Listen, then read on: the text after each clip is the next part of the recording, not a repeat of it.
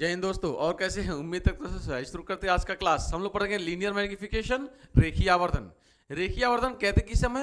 हम कहते हैं प्रतिबिंब की लंबाई और वस्तु की लंबाई, दोनों की लंबाइयों के अनुपात को रेखीय आवर्धन कहते हैं।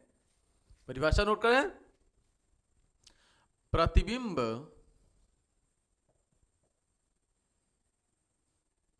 की लंबाई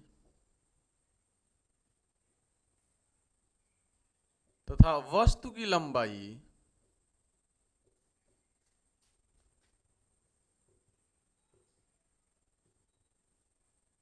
के अनुपात को रेखीय आवर्धन कहते हैं।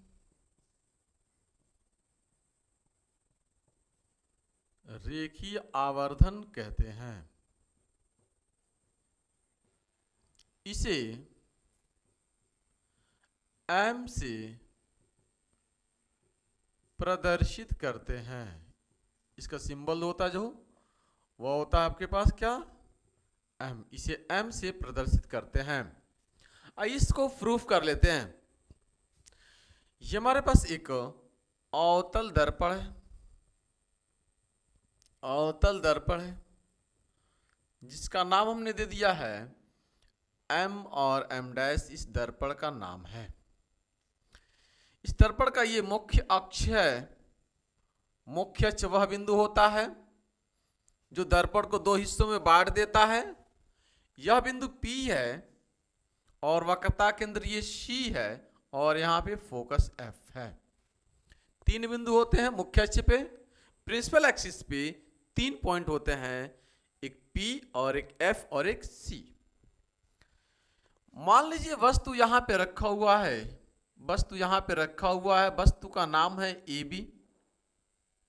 वस्तु के से अगर प्रकाश की किरणें हम भेजें तो पहली किरण मुख्य अक्ष के समांतर भेजेंगे तो ये फोकस से होकर चली जाएगी। इमेज बनाने के लिए कम से कम दो किरणों का होना अति आवश्यक है, जरूरी है। तो दूसरी किरण, प्रकाश की किरण हम भेजते हैं एंगल I पे, और जितने एंगल पे ये आपतित कराएंगे उतने ही एंगल पर ये परावर्तित हो जाएगी। जितने एंगल पर हम आपतित कराएंगे उतने ही एंगल पर ये परावर्तित हो जाएगी, क्योंकि परावर्तन का नियम कहता है angle I equal to angle R। तो एंगल I और R इक्वल होंगे। ये दोनों परावर्तित किरणें इस बिंदु पर मिल रही है, इस बिंदु पर मिल रही है। ये बिंदु मान लीजिए I है, ऊपर बढ़ाएंगे, ये मान लीजिए I डैश है। तो ये बिंदु है AB, प्रतिबिंब बन रहा है II डैश। यहां से वस्तु की लंबाई मान लीजिए HO है और इमेज की जो हाइट है वह उसको लिखते हैं हम HI अपन HO। प्रतिबिंब की लंबाई तथा वस्तु की लंबाई के अनुपात को हम रेखीय आवर्धन कहते हैं, यानी HI अपन HO को ही हम आवर्धन कहते हैं। इस बात को हमें प्रूफ करनी है। आइए सबसे पहले हम समरूप त्रिभुज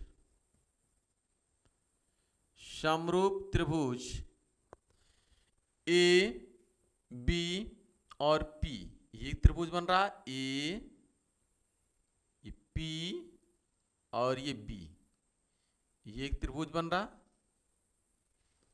तो समत्रिभुज A, B, P तथा त्रिभुज इसके समरूप कौन है? यहां से I डैश, यहां से P और ये I डैश I और P है। यहां से हो जाएगा आपके पास I डैश I डैश और P। ठीक है, I डैश और P, I डैश P। इस समरूप त्रिभुज में देखेंगे हम तो I डैश अपान में AB equal to I dash upon AB। यहां पे देखिए I डैश अपान AB, और दूसरा PI डैश अपान में पी बी यहां पे वैल्यू को रखते हैं हम। तो यहां पे देखें आई डैश क्या है, एच आई है, ये माइनस का एच आई। माइनस क्यों? क्योंकि नीचे जाएंगे तो निगेटिव और ऊपर जाएंगे तो पॉजिटिव। तो ए बी क्या हो जाएगा, यहाँ पे एच ओ पॉजिटिव हो जाएगा, ये पॉजिटिव रहेगा, ये निगेटिव रहेगी, equal to P I dash.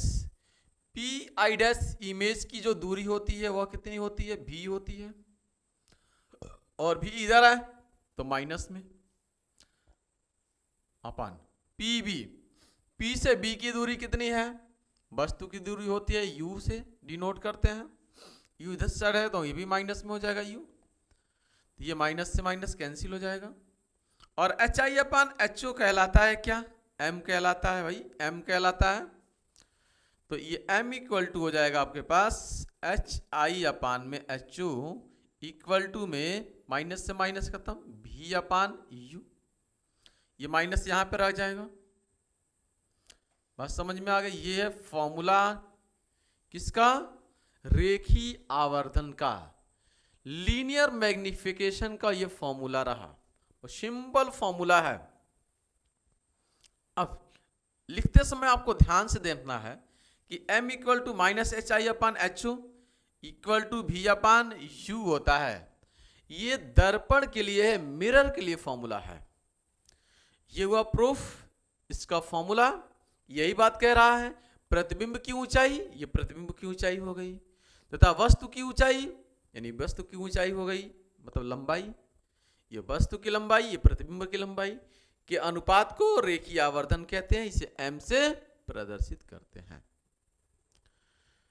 यदि m की वैल्यू माइनस आ रही है, यदि m की वैल्यू क्या है, माइनस है, कंडीशन नंबर 1, ठीक है, यदि m इक्वल टू माइनस है तो प्रतिबिंब कैसा बन रहा है, वास्तविक। प्रतिबिंब हमेशा क्या बनेगा, वास्तविक बनेगा, और वास्तविक बनेगा तो हमेशा उल्टा बनेगा।